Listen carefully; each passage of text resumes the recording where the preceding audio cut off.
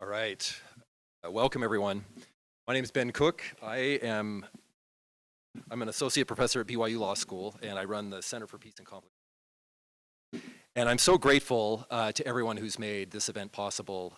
For those of you who missed the earlier session, it's just been an amazing day, and we've learned so much from the presenters, and I'm grateful to be a part of this distinguished panel. So the game plan is I'm going to share a story about a herd of cows and a few thoughts on peace, and then I'm going to introduce our panelists. They're going to take a little bit of time and share some of their thoughts, and then I have some questions, and we really welcome, though, your questions. So as you hear their presentations, please write down your questions, and we'll have plenty of time that you questions to the panelists. Okay, so I grew up in a suburb of Salt Lake City, and my grandmother lived in southern Idaho and had a cattle ranch. I didn't spend a ton of time on the ranch, but enough to learn how to ride horses a little bit. And when I was in high school, I brought my best friend Shad up to visit the ranch. And we went to ride horses one afternoon, and we were in this big field, and there were probably about 100 head of cattle just peacefully grazing in the field. We rode horses around for maybe an hour, and we were starting to get a little bored, and we thought it might be kind of fun just to gently herd the cattle across the field. So we rode up to them on our horses and sort of nudged them along, and this huge herd of 100 cattle started going across the field. We were looking at each other like, wow, this is like cowboys. And that was fun for a few minutes. Then it kind of got a little boring because the cows were just kind of walking along. We thought it might be even more fun to get the cows running. So we sort of started yelling, nudging them faster, and this huge herd of cattle starts running, stampeding across the field. And at first, it was awesome. They were just running, and we're chasing after them, and it's just so much, it was such a thrill. And then we started realizing they were approaching the end of the field, which had a barbed wire fence. And so we thought, we need to stop the stampede. So we were trying to ride out around in front of them, but we couldn't get out, head them off. And they weren't slowing down. I thought, well, they'll see the fence and stop. But I didn't know the dynamics of how cattle stampeding work, and they didn't stop. Right, the whole herd just plowed over the fence and went running in all directions. This is a rural part of Idaho, right? So it's a dirt road, and anyway, they just took off. So we spent the next couple of hours trying to get them back fence. But I hadn't thought about that story for a long time until recently, as I've thought about the state of the world, but specifically the state of the United States. And it feels to me, when I think about, especially in politics, but in lots of areas of civil society, we're a herd of stampeding cattle, and we're headed to the barbed wire fence, but on the other side is a cliff. And we're just going, and everyone's looking at each other, maybe wondering who caused this. But at this point, it doesn't really matter, I think. And I think everyone's blaming somebody else. But at the end of the day, we're all going to chase off the cliff. And it's hard to be hopeful that somebody is going to stop and pull back.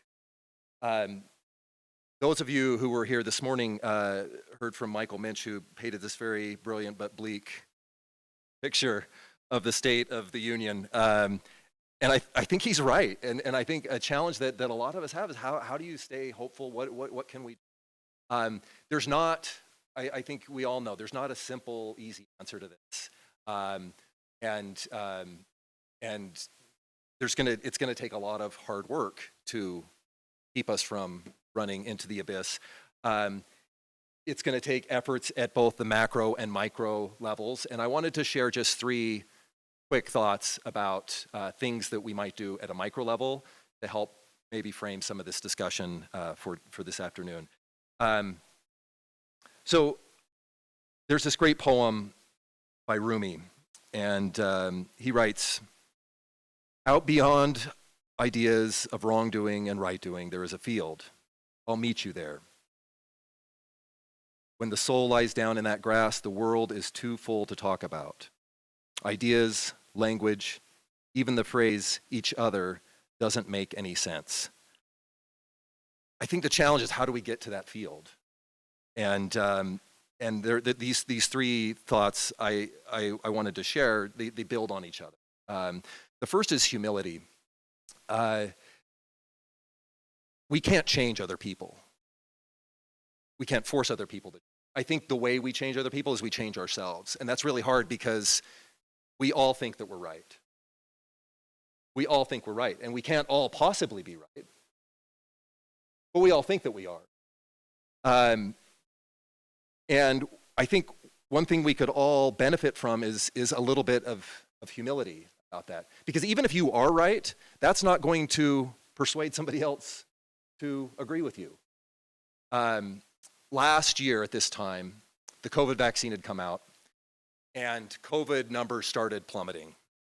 And I was getting so excited. We were getting it, as March, May rolled around, and the numbers were just dropping and dropping, and I thought, this is finally over.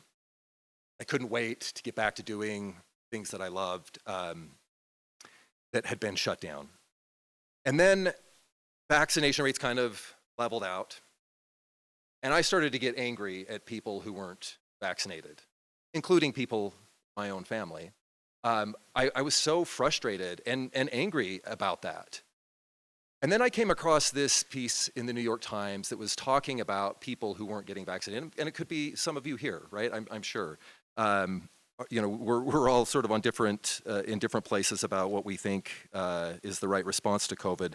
But this piece that I read was talking about a poll of those people who hadn't gotten vaccinated, and it said, there are some kind of hardcore people who, do it for sort of anti-government type of reasons. But the poll found that the majority of people were not getting vaccinated.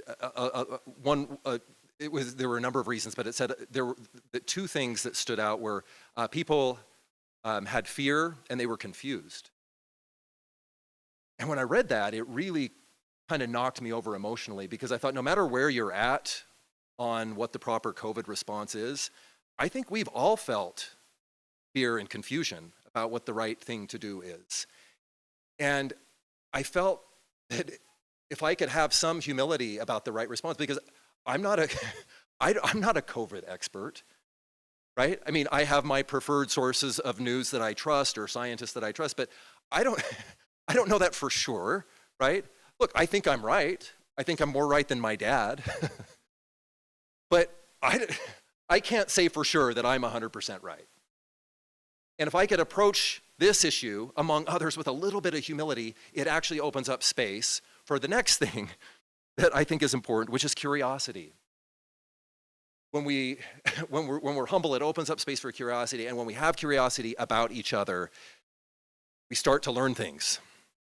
The writer Frank Bruni a few weeks ago had this beautiful piece I wanted to share an excerpt from. He talked about this experience he had overnight. He had some sort of mini stroke that damaged his eye. And there was a time he thought he might lose his sight completely. And thankfully, he didn't lose his sight, but it damaged his eye permanently, so that it was just affected in small ways that you couldn't notice just looking at it, he said. But his depth perception was messed up, and sometimes he mixes up letters. And it was really frustrating, he said. So this is what he wrote. He said, "The paradox of my own situation, I was outwardly unchanged but roiling inside, made me newly alert to a fundamental truth. There's almost always a discrepancy between how people appear to us and what they're actually experiencing, between their public gloss and private mess, between their tally of accomplishments measured in money, rankings, ratings, and awards, and a hidden, more consequential accounting. I'd long known that, we all do, but I'm not sure how keenly we register it, how steadily we remember it. Imagine that our hardships, our hurdles, our demons were spilled out for everyone around us to see. Imagine that each of us donned a sandwich board that itemized them. Single parent, child with special needs, nowhere near enough help. A woman I know would be wearing that, and her acquaintances would rightly find her ability to hold down a full-time job and her unflagging professionalism in it not just admirable, but heroic. They'd instantly forgive her any tiny lapses of memory, any fleeting impatience, because they'd understand what a miracle it was that the lapses were only tiny and the impatience merely fleeting. Plane crash, prosthetic leg, dead 8-year-old son. A fellow writer who used the same Manhattan workout space that I did would be wearing that. The succinct summary of a harrowing story. Flying was a hobby of his, and he was piloting the aircraft when it went down, killing his lone passenger, his only child. He almost lost his second leg and spent the next 5 months in treatment centers. I learned all of this not from him, but from other acquaintances of his, and only after many upbeat, spirited chats with him that gave no hint of it. I was stunned and humbled. As we have curiosity and we start being willing to learn more about each other, and we start seeing the suffering and hardships and the full story of each other's lives, I think we can't help but have compassion for each other, even the person we think is so wrong. I'm not going to subject you to this activity. I'm going to describe it, though. I've done this activity with, I teach classes in mediation, negotiation, and conflict resolution, and one of the activities I do is very awkward. So I pair everyone up. This is the first day of class. Most people don't know each other. And I have them stand in front of each other, and they have to stare into each other's eyes for a full minute, and without saying anything. And it's so awkward. It's the longest minute. And it's almost hard for me to sit there and see them doing it because it's so painfully awkward. And then I instruct them to continue looking in each other's eyes, and I read to them the following, that they're supposed to think toward the person that they're looking at. This person has a body and a mind just like me. This person has feelings, emotions, and thoughts just like me.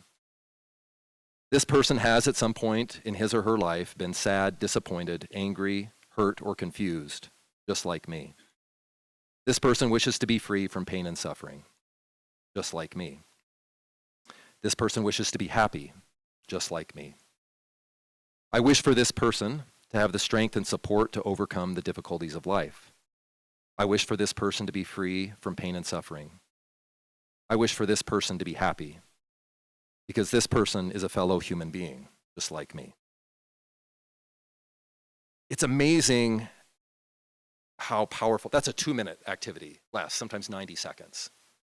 And it's amazing what that simple but profound activity can do, to really just see somebody.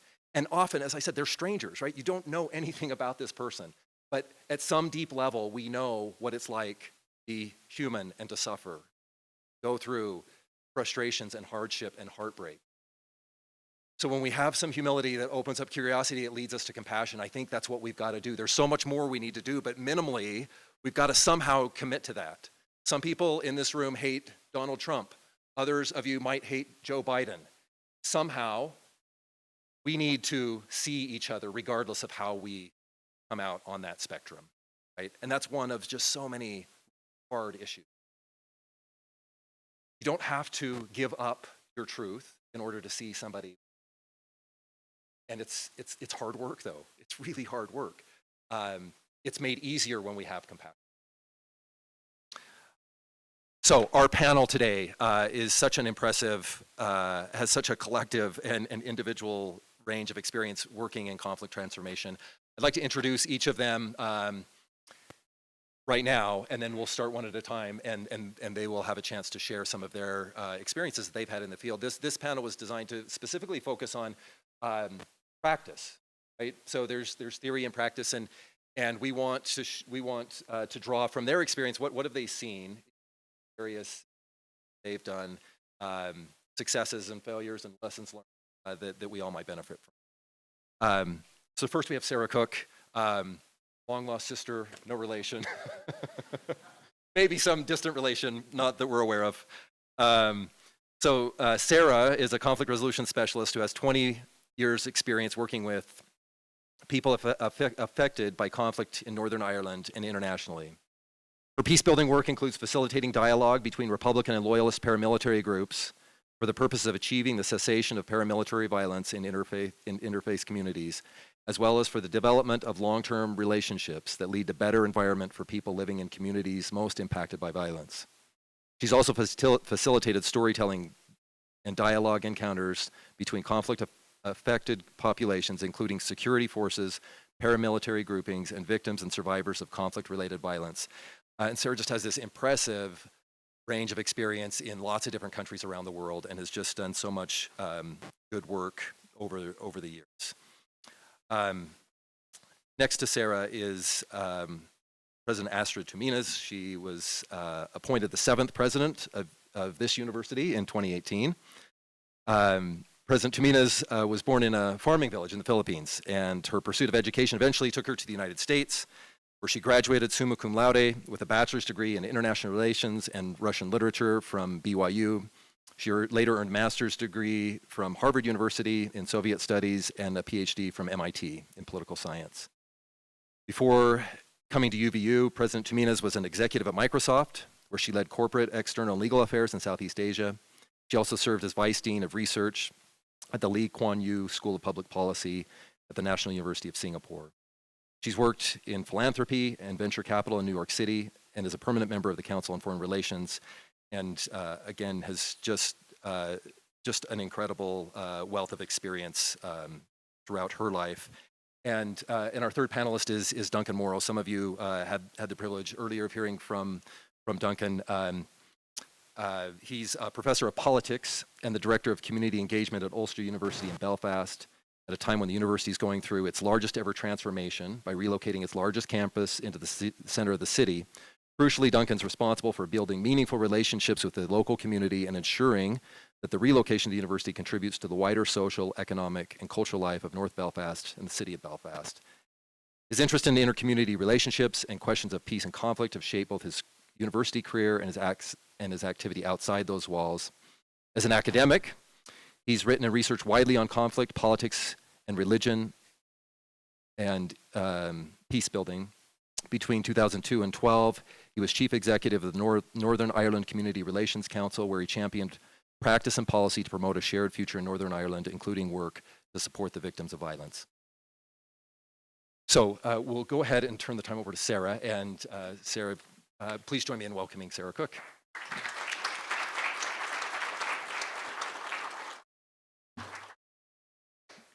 Ben. It's an absolute joy to be with you today for several reasons. One, I really deeply believe the share of practical practice in the academic.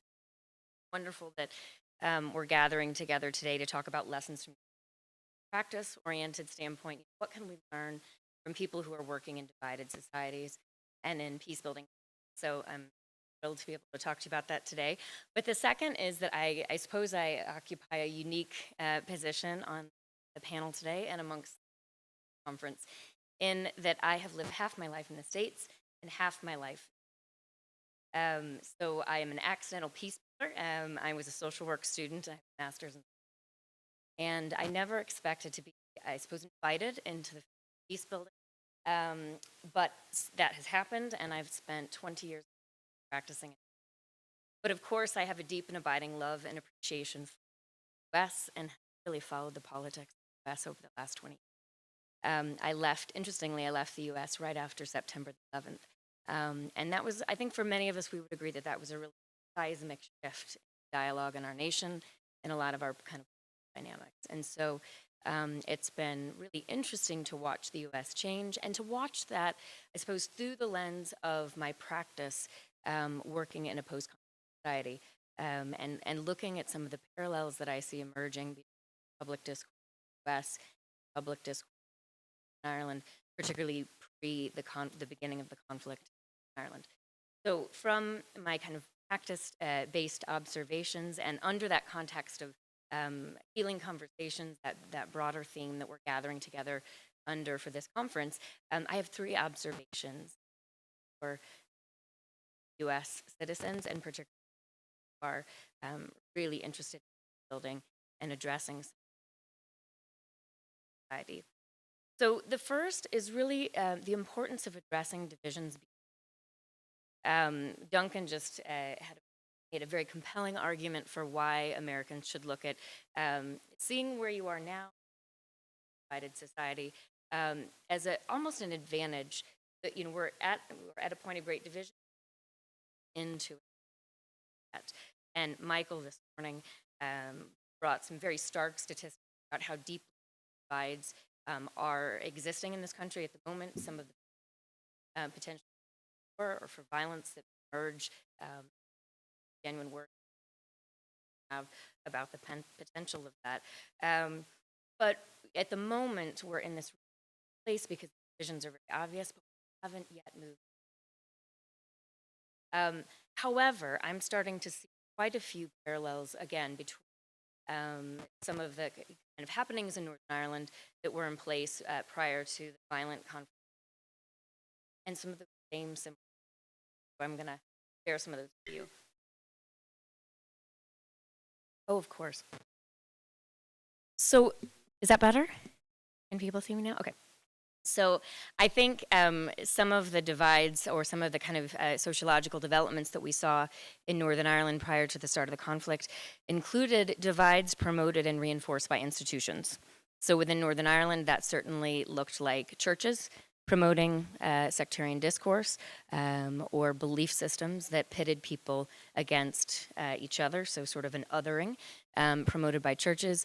We saw that in politics in Northern Ireland, where political systems were oriented around othering the kind of opposing community, and also in schools. So not all schools, but some schools were starting to promote this notion of social division. And so I would posit that we see some of that in the U.S. as well. We're seeing this kind of institutional promotion of division within the U.S.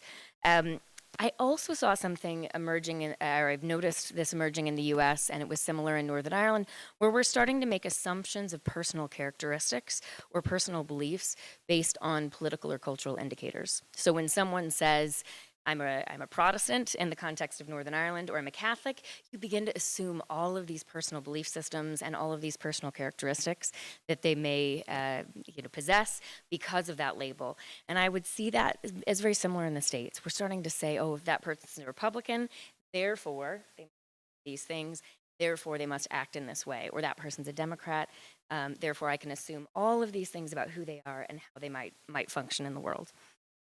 We also have seen in Northern Ireland, currently and before the start of the conflict as well, strategic and exclusionary politics. So politics that are oriented not towards the greater good and working together for the greater good as political institutions, but towards working to keep the other out of power. So politics are starting to arrange themselves in this kind of way where our main political goal is keeping the other out or marginalizing or minimizing the voice of another political. And certainly that was the case in Northern Ireland. It's the case, I would believe, in the United States. And so I say these things not to depress us, but to remind us that we are not, as Americans, we're not above political violence. We're not above civic violence. I think every society thinks that it's incapable of a civil war or civic violence until they enter into it. And that was certainly the case in Northern Ireland. There had been arguably about 500 years of deep division. And people might have said, oh, well, of course we're divided, but we would never descend into civil war. But that indeed happened. And so I sort of say to us as Americans, this is a wonderful time to really take stock of where we are, to look at some of these developments and to try to decide, do we accept them, do we allow them to amplify, or do we try to change these dynamics? The reason that it's so important to address divides before violence begins is that, like trauma, there's a cumulative nature in conflict. So conflict, as it develops over time, accumulates. So when harm is done or perceived harm is done from one community or one position to another, that grows and that grows and that grows. And so it's a really important time for us as Americans to think about how can we nip this in the bud? How can we change the trajectory that we're currently under and formulate new ways forward? So how can we make a U-turn or a turn in a different direction before we may choose to pick up arms against each other? So this is a really opportune time for the U.S. And I'm really excited that this conference is happening now because it's a wonderful time for us to begin to think about some of these things in a very serious way. My second observation as a peace builder is that humanization is the great task of peace building. So there are so many ways that we can address peace building and civic change. That can be through legislation, through education, through protest. But I think at the bedrock of any of our efforts towards conflict transformation or peace building has to be the task of humanization. Now, sometimes we talk about humanization versus rehumanization. Again, I think the US is in a really lucky place because for some populations who are affected by conflict or deep division, humanization is the task. People for that particular generation have never seen each other as human. The divides are so deep that there are, that people are born into long-term conflict. In the US, it's slightly different in that we still have, a perspective where the other is still human. So when I grew up in the 80s and 90s, I'm a child of the 80s and the 90s, I remember really celebrating the diversity of the states, knowing it was an imperfect union, but really thinking, it's a wonderful country to be part of. I'm proud of our institutions. I'm proud of our government. I certainly had my own political inclinations, but frequently voted across the aisle. All of my relatives were sort of half and half, and we could certainly talk about politics very easily, and at times even joyfully with each other. It wasn't perceived to be a division. But that certainly isn't the case now for many people growing up. So the generation behind me, that's not necessarily their experience, or in the case of some of you in the room, your experience. But I think the beautiful place we find ourselves in is it is a task of rehumanization. It is a task at this point. We're not so far gone that we can't see the humanity on the other side. So it's this really wonderful kind of job of saying, okay, how do we create approaches in the work that we do that allows us to see each other as human again and to fight back against the othering. How we did this in Northern Ireland is a really interesting story. It's interesting, I think, retrospectively, everything looks logical, it looks like it makes sense, but when you talk to anyone who's been through a significant peace process anywhere in the world, they're the first to say that it's miraculous. So certainly in Northern Ireland, that was the case. Just prior to the Good Friday Agreement, most people in Northern Ireland wouldn't say that peace was possible. So there had been failed negotiations before, there had been failed ceasefires before, and Seamus Heaney, the great Northern Irish poet, has a beautiful line about hope and history rhyming. And I think for so many of us, we go back to those beautiful moments in 1998 when hope and history rhymed, and suddenly what really felt impossible in the midst of an intractable conflict became possible. And people were able to come together and to agree a way forward politically. Now, what that offered us as a civic society was an opportunity then to look at how civic society would form a shared narrative and a shared way forward. So we had now politics, a political format that would allow us the space to do that. But people had to decide themselves, how do we really create a shared society, and how do we create a shared vision and a shared desire to move forward into this new space? There were a whole number of methodologies, and I won't go into all of them today, but one of them that I want to share very briefly with you today is something that Michael Minch made a wonderful argument for this morning, and that was encounter-based work in relatively small groups of civic individuals. So either dialogue or storytelling. So either political dialogue where people could come together and explore possibilities for a way forward, or storytelling where people could come together and share their lived experience. This is my experience of conflict. These are my hopes for the way forward. And the work that I did at the start of my time in Northern Ireland and still continue to do was around shaping those spaces and facilitating those spaces. And often, as described in the introduction, often what that looked like was former security forces coming together, army, police, prison officers and their families, former combatants, both Catholic and Protestant, and their families, and then people who would have been injured or bereaved by state violence or paramilitary violence. And it was really fantastic to see the diversity of people that were willing to come together into this encounter-based work. We could talk at length about all of the different ways that we shape those spaces and the things that people agreed to that helped them feel safe enough to come into those spaces.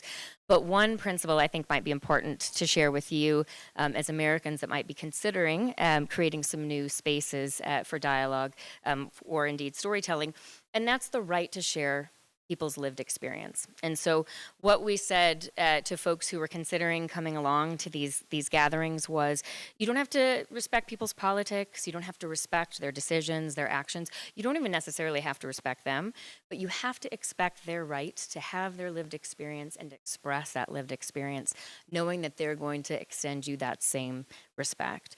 And it was amazing how that brought people to the table. People that wouldn't have come to the table if we'd said, oh, you have to respect the other, or, you have to agree to forgiveness. The kind of the bedrock principle of just respect their right to tell their story, knowing that you'll get that same space to explore your experience and to share your experience. And people came together in really impressively diverse groups when that was, kind of a simple but bedrock principle. The outcomes of these encounter-based groups were really pretty staggering, and again, we could talk about it all day, but I've made notes to keep myself to time, and I'll share just a few of those. One of the outcomes, the primary outcome was rehumanization. So this point that I'm arguing, I think these encounter-based spaces where people can really encounter each other as humans and hear about each other's experiences is a natural tool for rehumanization or humanization, and we saw that so many times. What we also saw, and perhaps what allowed for this humanization process, was really understanding in a new and a much more nuanced and deep way the other. So people that had become othered to each other were able to share their identity, share their values, share their culture, share their religious practice, and in some respects, share their motivations for violence. So their motivations for engaging in the conflict or what have you. And it was an absolutely beautiful thing to see people understanding for the first time people that they had lived in very close quarters with. So in a divided society, people would share the same towns, share the same resources, and not have any idea what the experience of the other was. And I think we're coming to that place in the States in many cases. And so I would argue that these types of encounters might help us to just understand each other in new ways and to sort of see the stories or hear the stories of various communities and populations U.S. in new ways, not least now some of us who are becoming divided by politics. Acknowledgement was another really important outcome of these processes. So people were very explicitly told you can't come expecting an apology. If you get an apology or you choose to extend an apology, that's your choice. That happens out of official time. That can happen in the evening once the program's done. But during this time together, we don't expect that or ask that of each other because it would have been too heavy a burden to ask people to carry. So if you had lost a child or a spouse or a loved one during the conflict, saying, a prerequisite for these conversations is forgiveness, people wouldn't have come to the table. But acknowledgement was really, really core to this process where people would hear each other's stories. And you can't look into the eyes of another human being and hear their story without being able to understand and acknowledge their own experiences. And we saw over and over the goodness of human nature, where people would say to the perceived enemy, I really see your experience for the first time, and I understand it for the first time, and I'm going to go back to my own community, and I'm going to share these understandings. And that very basic but fundamentally transformative process was a really important part of the work. Trauma healing was a really valuable part of these encounter-based groups, and I would argue that anytime there's conflict or division, there's hurt and sometimes trauma. And I think we're already seeing that in the States, certainly along political lines, but much more fundamentally between marginalized populations and populations in the States who have been in a dominant position for many, many years. And there's something really fundamentally important about recognizing and acknowledging that hurt has been caused and giving people that space to begin to heal their own trauma through that process of being heard, being listened to, and being able to offer that same humanity to others. I think one of the interesting things that can come of these groups is building shared investment in and a commitment to change. So we all know we need change. I'm not telling you anything that you don't know tonight or this afternoon, that the U.S. is in a deeply hurt and divisive space, and that we need to change trajectory.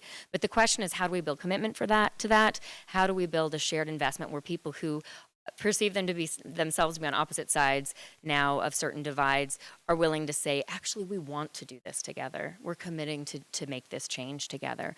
And by hearing the human story, by being in close dialogue with people, we begin to see a very natural desire to want to commit to these processes of change. We also saw differences as important as similarities. So of course we all want to kind of unify under these human commonalities, and those become very, very evident as soon as we gather together. But it's also important to understand differences. It's also important to see the richness of the experiences that other people have, and to be able to understand those maybe for the first time, and to allow that to expand our knowledge of who we are in comparison with these broader communities of people that we live with. I'll finish by saying this can be done. In Northern Ireland, when we started these processes, people said, it won't happen. There's no way that you're going to get former combatants and people who were, whose family members were killed by these same armed groups to sit down together. But not only did it happen, we found that perceived enemies in particular were drawn together in really amazing ways. So people had a desire to have questions answered. They had a desire to reach out. They had a desire to, once they heard the story of the other, to acknowledge even the perceived enemy story, and to say, okay, I understand something new than I did before. And so there's a beautiful quote that says, stories change hearts and hearts change minds. And we saw that over and over and over again. One of the difficulties was getting hard to reach populations to the table, and there were huge amounts of trust building efforts that were invested in to allow that to happen. So I would say to those of you that are sort of feeling that the US is in the midst of intractable conflict that will be hard to unravel, and that people won't come together, to be able to say they will. It just takes a lot of trust building and a lot of safe space. I'll finish just very briefly on the role of civic participation in creating healing conversations or healing spaces. I've just returned from Cyprus, where a very courageous group of women peace builders on either side of the divide in Cyprus are coming together because their politics are frozen. They're in the midst of a frozen conflict. And these women are saying, hang on a minute, the politicians clearly are bedded down into these positions, which I think many of us would feel is a shared experience in the States. And they're exploring how can we reinvigorate or create momentum at the civic level within grassroots communities that may begin to come upwards into the political realm. And so we spent a long time talking about how these healing conversations, these encounter-based processes may happen there. And we see this all over the world. I'm a member of an organization called Women Mediators Across the Commonwealth. And it's 50 women mediators and peace builders from Commonwealth nations who come together to support each other and to push for the agenda of having more women and girls involved in peace building at all levels. And the examples at the civic society that are coming out of some of these countries, from Africa to Asia to various parts of Europe and the Americas, are absolutely phenomenal. And they're happening because normal citizens are taking these processes on. So I think it's important to finish by saying some of the most impactful work I've ever seen takes place amongst real people in a non-clinical environment, where we have these healing spaces, these transformative spaces where certainly there are folks who are guiding and facilitating the processes, but they're not formally therapeutic. They're not governed from the political level. They're normal people coming together. And the importance for us as potential practitioners, so I'm looking at all of you who may consider doing this work in the future, is that our job is to create the safe space, to create the conditions for this to happen, and then to get out of the way. So to hold that space, but to allow normal people to do this really interesting work together. Because what we've seen all over the world is when normal people feel safe to engage, when they feel that their voices are valued, that they take ownership of the work of transformation and creating more opportunities for healing and change.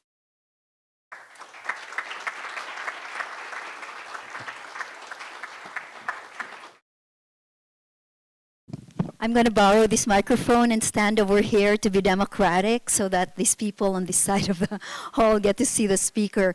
So I'll take about 10 minutes to talk about healing conversations in the context of the conflict in the southern Philippines. How many of you are familiar with Mindanao, the southern Philippines? So Mindanao, really pretty much since the 15th century, was dominated by Muslims. And then the Spanish came in the 1500s and then Christianized and created really the country of the Philippines. And so you were left with a Muslim minority that over a period of time, their sultanates disappeared. Their system of government, their way of life, their identities, their religion, everything was undermined. And in 2003, as I had started what I thought would be a one-year sabbatical, I was giving myself a sabbatical to read novels and watch movies all year. And I was going to 2 p.m. cinema in New York City, where only retired citizens went. I got this phone call 2 weeks into that sabbatical saying, hey, we have a job for you, because after 9/11, the White House is very concerned about Al-Qaeda infiltration of this Muslim insurgency in the Philippines. The Muslims in the Philippines are called Moros, and there is no real number as to how many there are. When I was working there from 2003 to 2007, the number was as low as 3 million, as high as 11 million. You didn't know who to believe, so they weren't even counted. So my task there, coming from the U.S. Institute of Peace, funded by the U.S. Congress, was to try and help facilitate the peace process between the Philippine government and then the Moro Islamic Liberation Front, and at the same time to learn if terrorism, Al-Qaeda had made inroads in there. So we don't have time to talk about the conflict, but I just want to share some of the things that I learned. Malaysia was the formal mediator, and nobody really wanted the Americans in the room. And I was representing America, and we were the elephant in the room. Nobody liked us. And the Malaysians would nod their head all the time. Yes, yes, yes, come to dinner, la, la, la. They hated us and didn't want, didn't want any formal role for the United States. So I want to share 3 lessons from 4 years of working in that conflict. And this is a conflict that you might call low intensity. It's killed over 100,000 people. The hot phase of this was really from the 1970s, when the Philippines was under martial law, up to the recent past. You may have read, I think it was in 2009, a giant massacre happened there. 83 people were killed, including 33 journalists, the most number of journalists ever killed, anywhere in the world, Afghanistan included. So it can get very violent.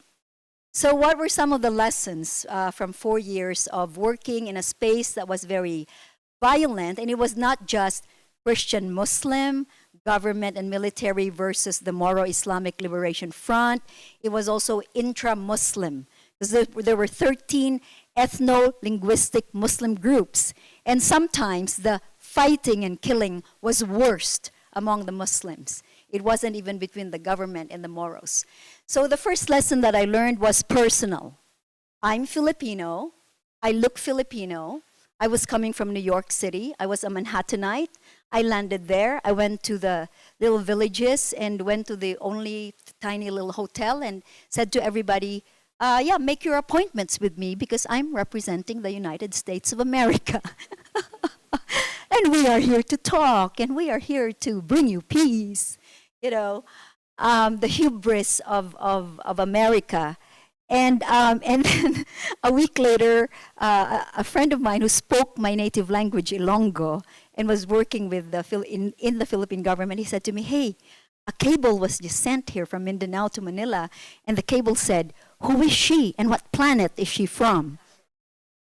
So there was the first slap in the face. So when you talk about curiosity, humility, humanization, I had already failed. And they saw me as a CIA agent. And the first thing I had to learn was, hey, Astrid, look inside yourself. Where is the Filipino in you? So it's really important to feed people, for example. You just don't sit down and say, hey, how do you want to have peace? You actually have to feed them by the noodles and the bread rolls, and so it was really for me a moment of truth and humility. So I started doing that. I go into villages, sit under the tree and just wait and buy food and feed people. And I think it led to the breakthroughs in relationships that I could have. So the first thing in healing conversations is, who am I? What kind of jerk am I? What kind of dishonest person am I? What kind of person with no humility am I? What kind of self-satisfied person am I? What kind of self-righteous person am I? So important in any conversation. The second thing that I learned is really the importance of history in healing conversations. So Northern Ireland, what happened in the Philippines is that the history of the Muslims is not even included in the books of the Philippines. So I lived in the Philippines till I was 18. Not once did I hear that there were Muslim sultanates in the Philippines. Not once did I know that China honored the Sultan of Sulu and still today has a monument to that sultan. Not once did I know that Islam is an even older religion in the Philippines. And so some of the things that we did really had to do with writing and teaching the history of the Muslim people. Because if they are not seen, then they are not part of the country. Period. If they are not seen. So we did everything from radio programs to comic books, just telling the history of the Muslims. So history is really important. I was taken to Sulu, that is the southernmost part of the Philippine archipelago, and some of my Muslim friends showed me Budao, a volcano. And they said to me, do you know what happened here? And I said, I don't. And they said, in the early 1900s, when the Americans had occupied the Philippines in 1898, when America was going on an imperial kind of spree, took over the Philippines, beat Spain in a war, paid I think $20 million for 7,000 islands. And there was a governor there who had imposed taxes, and the Muslims are very fierce, they're warriors. So they said they're not gonna pay taxes, and they all fled, men, women, and children, inside this volcano, Budao. And it was just like shooting ducks. So American troops just came and just shot them all, just killed them all. Most Americans are not aware of that history, Filipinos are not aware of that history, but that's a history that these people recount to one another. The importance of history was again underlined to me when I was working with Chechens. At Peace Palace at The Hague with the Russians, this is in another job I had. And the Chechens began by reciting 4 generations of their fathers, where they were killed and who killed them. And it turns out that a Russian was always involved. And so if you don't know the history, even on a personal basis and personal relationships, if I do not have a history with you, it would be very difficult for me to have a healing conversation with you. So history, whether that's personal or regional or national, know the history. The third and final lesson I will share, and I'll stop talking, is operational. So the personal, the historical, and the operational. By operational, what do I mean? I mean that in healing conversations, find the margins where you can make a difference. So I know the Malaysians didn't want us, but I thought, well, how could we be useful? There were several things where I found that we could be useful as the American group. One was that those Muslims were not talking to each other. And I targeted young Moro leaders, Moros are the Muslims, ages 20 to 40, and held so many of these humanizing conversations, tears shed. They've never talked to each other, and they're all Muslims. The fight is supposed to be between them as one group, and they're not one group.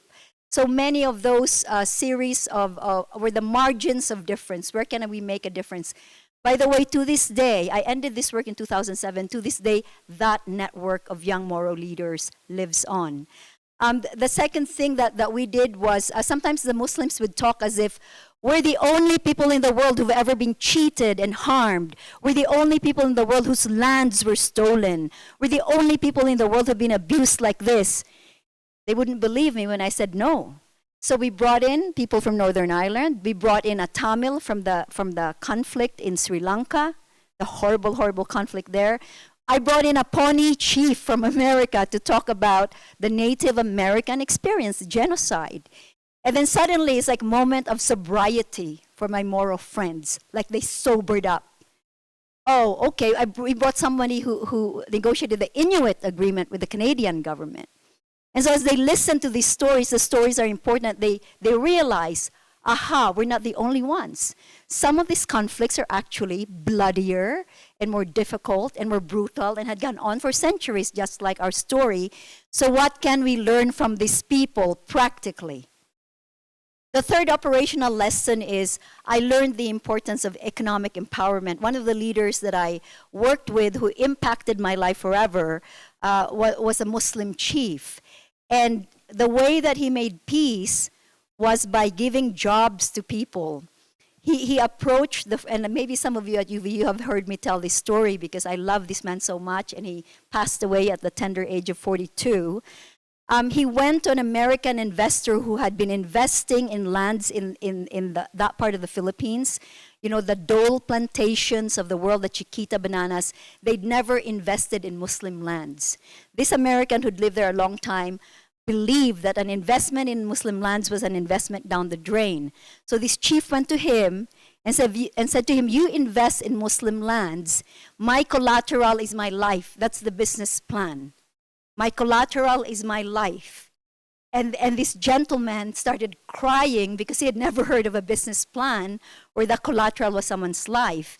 What happened was a miracle, and you could read about this on the front page of the Wall Street Journal. This is the Paglas plantation. And the plantation, for the first time, combining individually owned Muslim lands, banana plantation, it became Chiquita Banana's second most productive plantation one year, but he hired guerrillas, kidnappers, true criminals, Muslims and Christians, and on Saturdays, Muslims had to read the Bible, and the Christians had to read the Quran. No guns were allowed on the plantation. It took a full year to make people stop bringing guns to the plantation. And when I met Toto Paglas, was his name, you know, we became very good friends. The only Muslim there that owned a private plane. And he had messages like, don't be lazy. You're a Muslim, you got to work harder. Very, very practical but hard-hitting things. So let me repeat that on the operational side of healing conversations, you have to ask, where can I make a difference because I have some resources? How do I create coalitions of the willing? And how do I deploy resources so that there are some positive effects that I can expect? I will end there and look forward to the question and answer.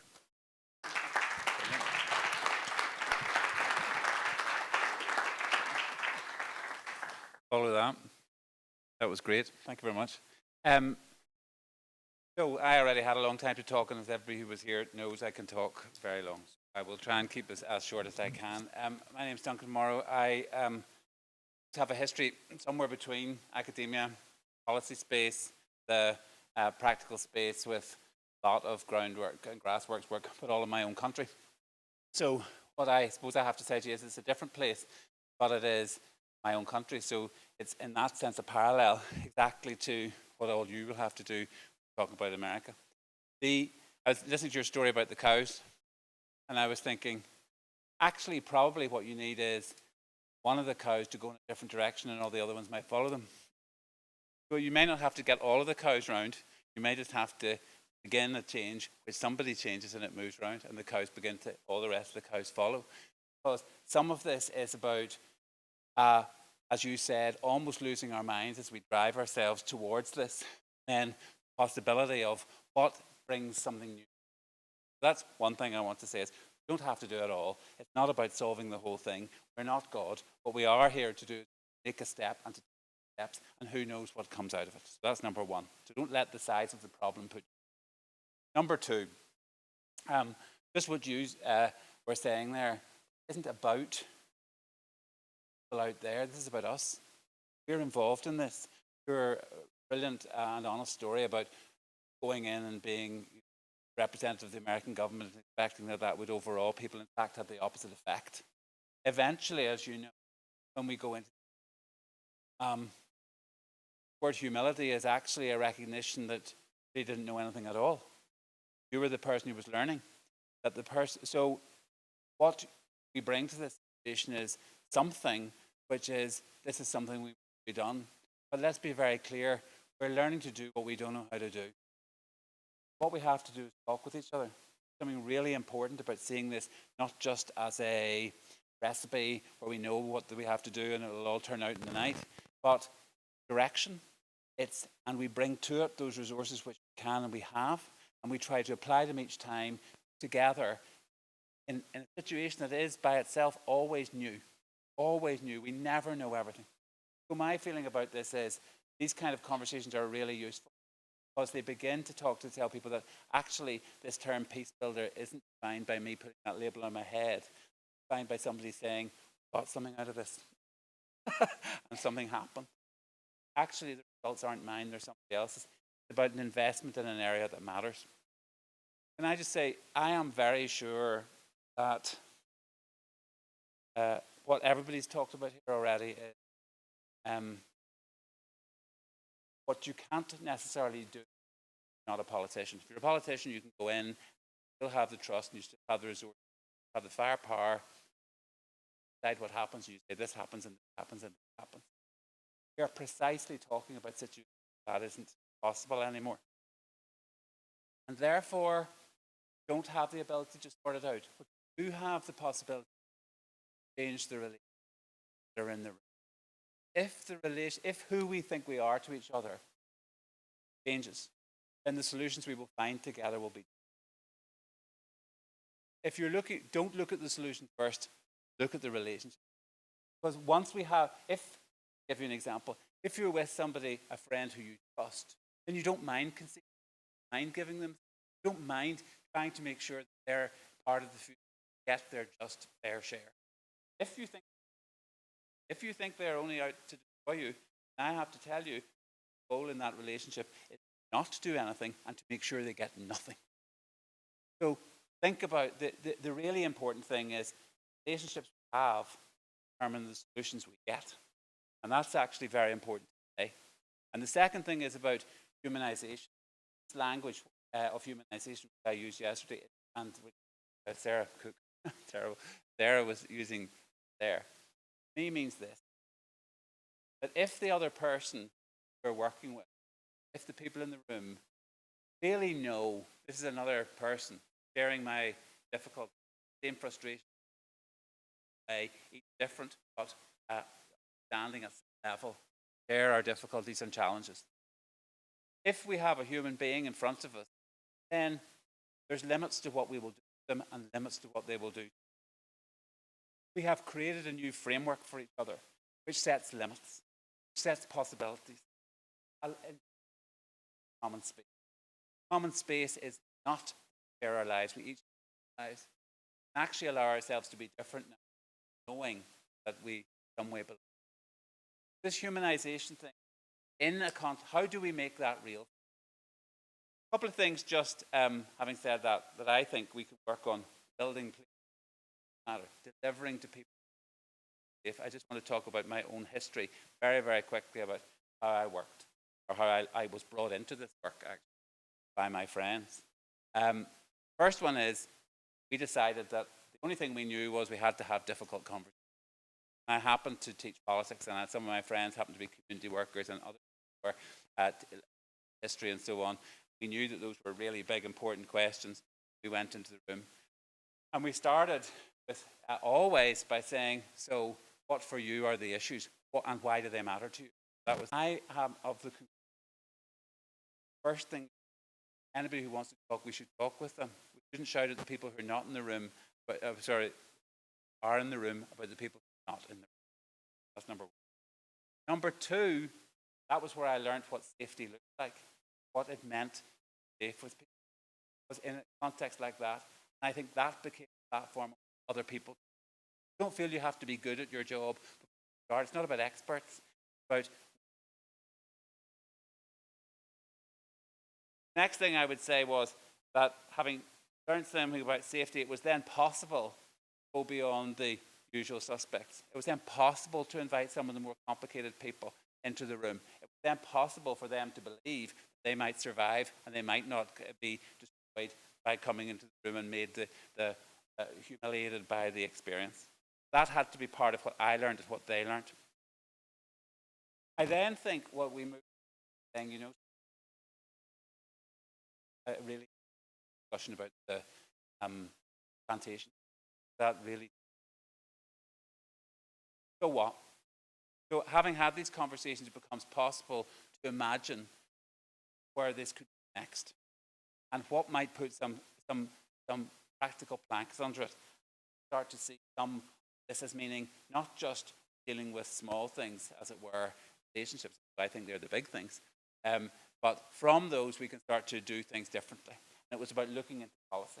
How do we extend this past talking? Saying, from this talking, we now want to engage people, have other resources. For our case, it was have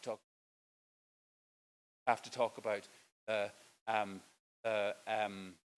ways in which the government ours, some people in, people out. We found some partners who want to talk about that. It was talking about how do we build free, now possible for people. This safety starts to spread past. A lot of what goes by the name of peace is really about a context where people are unsafe, therefore grasping to defending themselves. How do we create a space or spaces in which something emerges? A step forward. My strong feeling, I could talk about this for a long time, but I'm going to. Met some really, I have to say, learning from people not from your world is really, as I said earlier, because one, they ask different questions and answers. That's always really, really important. What's not helpful if they say, you must take my answer. What's very useful is come and say, can we talk, and actually there might be something here in my cupboard which that's very helpful. But we met some people from Stanford, and I always thought, taught me something very useful, that actually might be more important in any room, political, private space, or a church, or and I actually, another point I want to make there, Eco said it doesn't matter where you start. No right place to start where you want. But let me just say this, they said, you ask. They distilled this down over all the years of work in the Middle East, in the different conflicts in Africa, and even in Northern Ireland as well, and they said, and I thought it was very helpful. I'm not sure that there's only 4, but these were the they said they started with. First question they asked was, tell me what it would mean for you if I got what I wanted. In other words, am I in your picture? What does that look like? And that allows me to say, and I did that. So now it's my turn to talk about that. And in that, you're forced to start to say, actually, I've overlooked you, or I haven't overlooked you, just by the way we tell the story of how we imagine the future. They call that the story. Questions. First question is, so, if I got what I wanted, tell me, what would you want? What would it mean? How do we begin to talk about that? Even in the sharing of that, we found that loosened out quite a lot of the story. Next one was trust. What would it take? What are the things that prevent me going any further here? What would it take for you next step with me? Question of trust building. How do I, and trustworthiness. It's actually not how do I trust you, it's how do I know you're trustworthy? Do I be trustworthy? So things that really matter. So for example, you're going to take my hand, or an opportunity, yeah, or whatever. What does trust look like? Establish the rules. Third question, it's in the context of politics, complicated. One is, so what would have to change around here from there? Questions of equality, the questions of justice, the questions that are hard questions. May not be even solvable here, but at least talking to people, we begin to name the things that prevent them from believing language, apple pie, backed up by something real, which is that are serious. First question is shared future. Second question is trust. Third question, so what does fairness look like? What's that look like?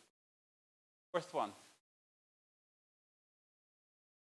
how do we deal with that which is not possible? The poem that Sarah is won by Seamus Heaney, won the Nobel Prize. He's an Irish poet, and it's a brilliant poem. But in it he says, people hurt each other.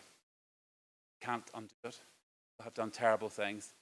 Then he comes to this question. He says, believe in something on the far side of revenge. In other words, it's not that we don't want our revenge, but this loss question goes very deeply to this, which is something more. It's not just loss. To get there, I have to have losses. I'm a little bit, I have to say, if you talk to me, skeptical of win-win simply. It is eventually a place is a win for us. It's not about cancelling the concept altogether. Anybody who tells you taking a few injured them, they're frightened of, doesn't have costs, telling it to you. Part of the story is, how do we help each other past those things which make it worth it, but which carry each other through, not just.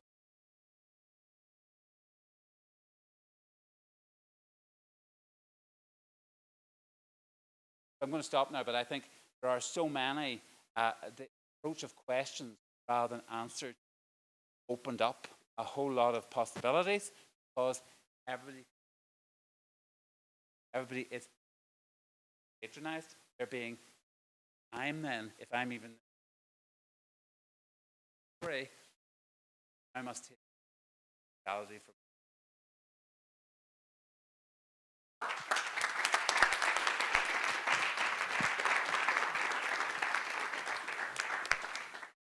So we have time for questions.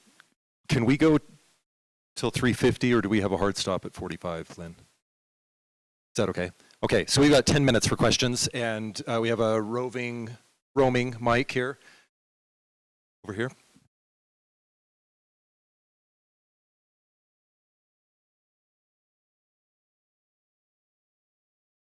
Hi. I actually had questions probably more suited for President Tuminas. In your story, you mentioned this concept of economic empowerment, which was used in your story. And what I thought that kind of amounted to was the institutional accountability and what the epistemic accountability is of an institution.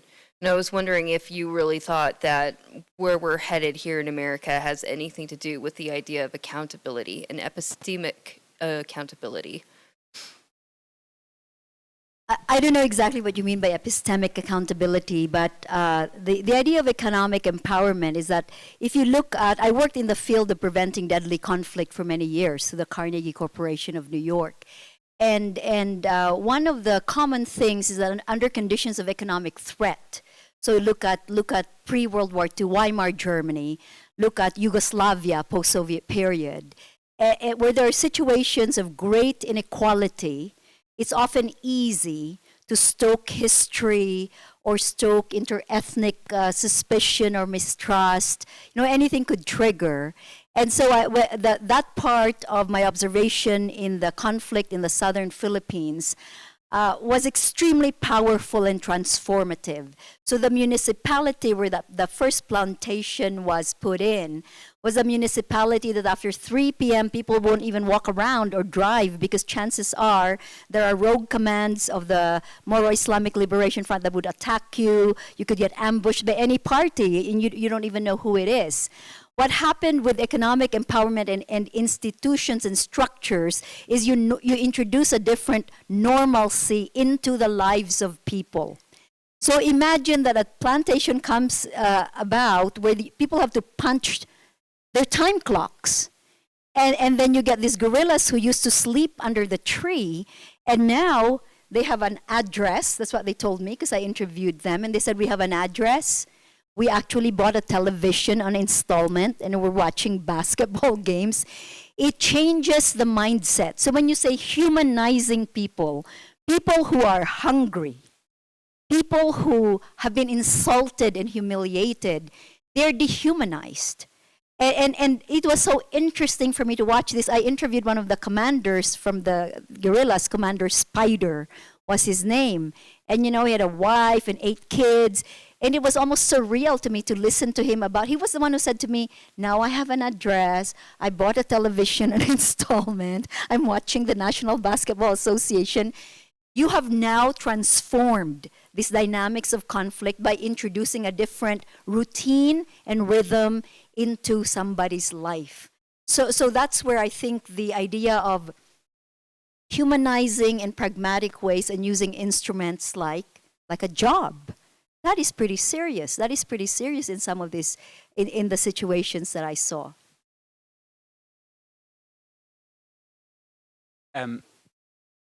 I think what you ask is really important question about accountability. My experience is two things. First of all, accountability is currently understood mostly as accountability to an authority. It's about blame. That's number one. And blame is fine, but it makes people exceptionally defensive. That's number one. Number two, accountability to your enemy is almost impossible because you feel as if you are being humiliated. This concept of humanization sounds very soft, but what it means is to recognize that I have not treated you as a human being and to become accountable to that is, well, I'll use and for my own religious tradition, it is to have hot coals pulled in it. It is to be appalled at the things that you have been complicit with, and it makes accountability possible.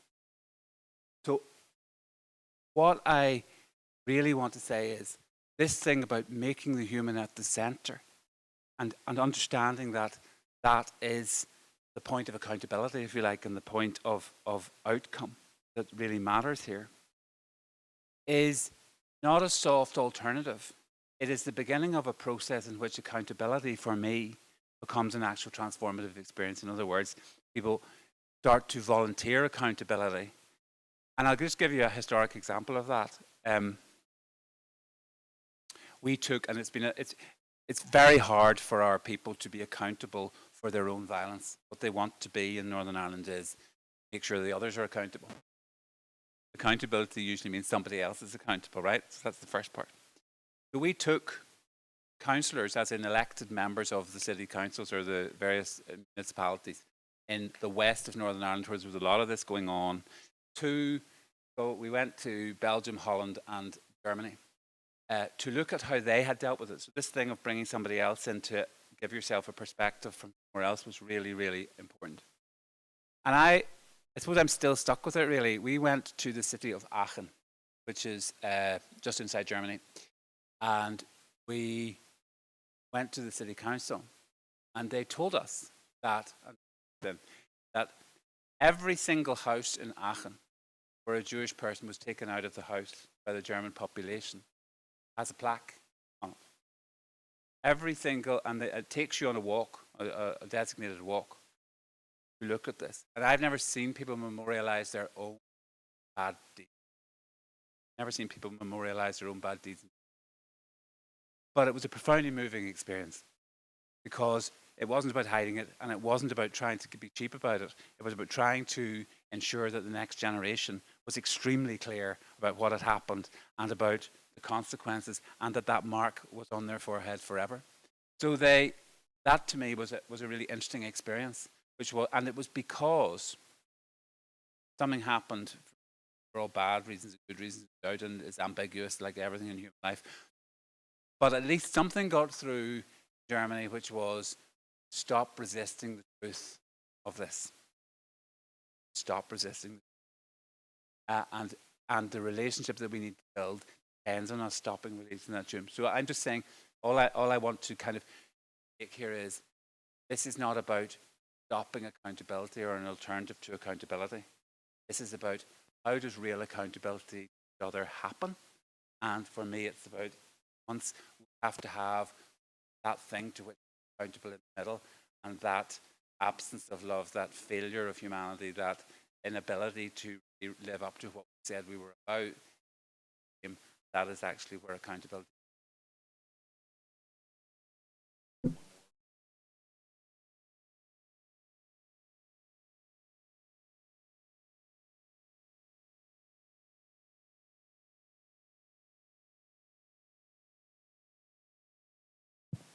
So I just wanted to follow up that response with a question that could be broad, but it is maybe particularly pertaining to something that you said, President Tuminas. You mentioned that when you arrived to help represent the United States in this conflict, they didn't really want you there because they didn't want the United States present. I mean, we don't have to surmise about why that might be the case. Obviously, the U.S. has been complicit in a lot of violence and conflict internationally, historically, and in the present day. And so I'm just curious, when you're talking about accountability, like you said, you know, the Germans have memorialized like their wrongdoings as a way of being accountable. When you're in a situation like that and you're representing like an organization or a corporation or a country that has done harm, people don't want you there, but you're still trying to do that work and like be accountable. What can you do in that position to like bridge that gap? It was very difficult for me. And in fact, because our funding came from the US Congress also, you know, I was probably a lot more candid than was expected. But I actually tried to lobby for an apology, for example, on the Budao massacre that I just described.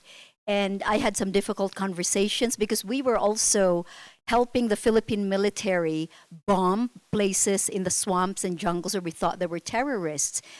Some of you may remember the name Dulmatin, the terrorist who was responsible for the Bali bombing.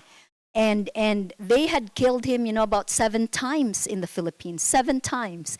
And every time they did the forensics, it wasn't him. Meanwhile, children, older people were dead. And I had to kind of bring these facts to the US ambassador and say, as long as we're fighting it this way, we will not even be able to go after the terrorists. But then on the other hand, I was also able to show by example what the US can do. So for example, on one trip to the Islamic city of Marawi, where no American, especially an embassy official, had ever traversed that highway, I brought the political officer of the US Embassy. And we arrived at this place, there were 70 nonprofit NGO leaders waiting for us. We get there, and we had a conversation. I noticed some of them were crying. And I said, why are you crying? They said this is the first time American official representatives came here without massive guns. Every time somebody came there from USAID or a peacemaking, peace-building duo, they would be guarded by just such massive firepower. And the fact that I brought that political officer, we were vulnerable. But that Muslim chieftain, the one who had the plantation, he said to me, I will assure your safety. So we were willing to take on that vulnerability. It's not as if the US is not capable of doing good, because we are. We have resources, and so, you know, our own history is quite complicated. But I think in terms of all these things we've talked about, humanizing, accountability, and in fact the resources I was using for all of those programs we were doing, all came from the United States. But sometimes, you know, you have to go underneath that surface, and then it was so important for me to have the hard conversations with my American colleagues in the government.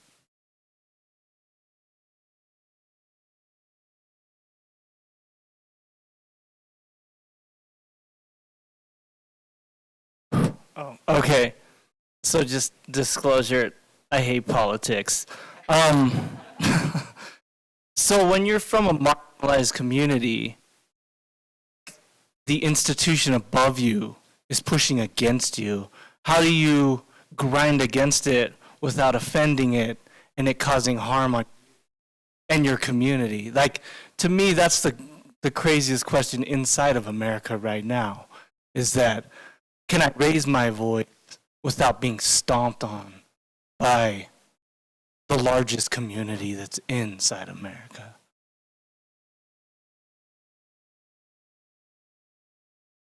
Anyone, like...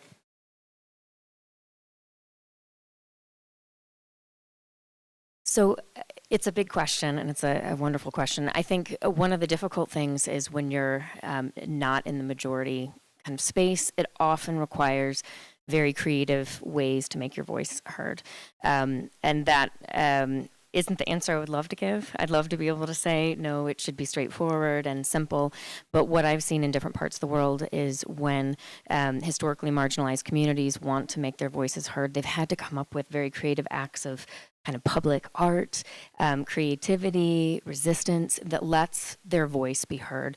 And again, you know, I don't want to kind of sound like it's too simplistic and keep coming back to storytelling, but I think storytelling is so fundamental because I think often people don't understand the experiences of others. So I remember the first gathering in my very kind of Midwestern white experience. I hadn't had a lot of diverse conversations. And I remember my first conversation with Black women who were willing to very generously sit down with me and talk about their lived experience and what life had been like for them, the joy of being Black in America, the heartbreak of being Black in America, and the great honor that they gave me and gift that they gave me in sharing that story gave me all kinds of new insights into things that needed to change, things that I could help them celebrate, ways I needed to pull back, ways I needed to step forward as a white woman.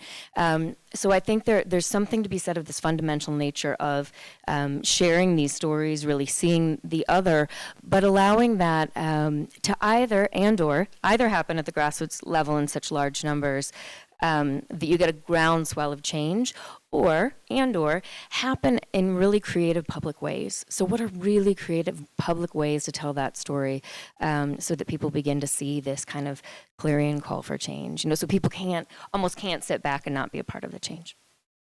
I have a board of trustees meeting in 4 minutes, but I do want to say something. The novelist Toni Morrison, who's and I love her novels. She has such a powerful quote on racism, and this is partly an answer to your question. She says racism is a great instrument of distraction, and I might be paraphrasing her. They will always ask you, do you have an art? Do you have kingdoms? Do you have language? Do you have history as marginalized people? And she said, over and over, you have to prove those things. Don't let it distract you. My message being, whether I'm talking to the Moros of the Philippines or myself as a marginalized person in the Philippines, because I was growing up in the slums, is do not let it distract you. It is there. Face it, address it, but don't let it distract you from the great things you need to do with your life, from the great stories you need to tell, from the great education you can get here at UVU. And I know there are students here. And I want to say this directly to you. You have great work to do. Do not get distracted. You are not a victim. Life is hard. So Toni Morrison, I think that's so powerful because she had her language and she used it. And she did it. And that work will live on forever and impact so many lives. So don't get distracted from your own greatness.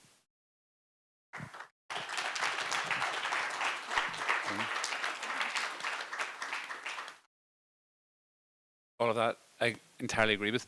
The only thing I can add to it is stepping in to ask that question is already very important to me, that you ask the question, because it's there and it's in the public space, and it's, in a sense, it's all of our responsibility now to work through with that. We don't have time now in a very specific sense, but you know something, the other answer is find your safe space, building this, but don't stop. So because actually, everybody, this is what I think we're talking about is voice. Where does voice get actually voiced? And that's the first step in some of this stuff. And actually, we were talking about what does civic society do that government can't do, and why do we have to do these things? And why do we even have to talk about things? Actually, because the first place, and that's why I was saying about this, don't count the small places. The first places to practice for me was a place where people knew that what my job was, either was to find a place where I could give my own voice, or be the place where other people give their voice and we could find another way on. So all I want to say to you is, first of all, what you say is probably true. The only way I know that is because you told me. And actually, I am really glad that you asked the question, because it's up something for everybody here about a very genuine question about what happens when the power balance is so great. Because if you're stamped on, you even open your mouth, and you prefer not to mouth, how do we then create the condition, not the experience all the time? Because Thank you all.